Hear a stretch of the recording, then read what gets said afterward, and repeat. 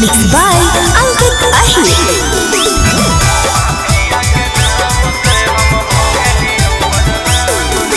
के करो से ना डरो ही रे, झगड़ा मार खाली करो ही रे, करियो के तनो माना हम अपन जिद पे अड़ो ही रे।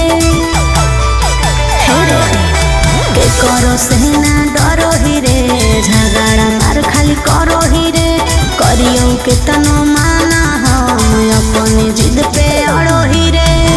माफिया के नाम से हम हो गलियो बदनाम गे,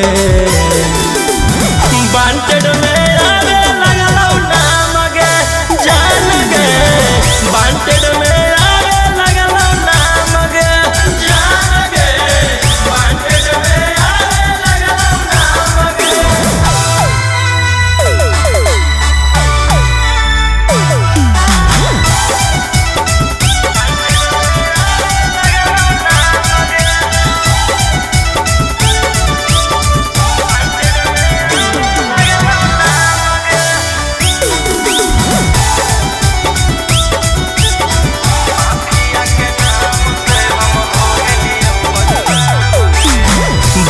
बड़की मनल के कहली मर्डर गे, नाम सुन के प्रशासन भी जा होतै डर गे।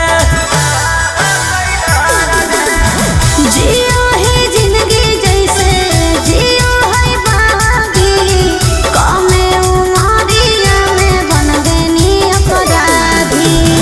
नया नया कांड के रोज दियो ना जाम गे, वांटेड में आवे लगलो नाम गे, जान गे, वांटेड में आवे लगलो नाम गे, जान गे, वांटेड में आवे लगलो नाम गे।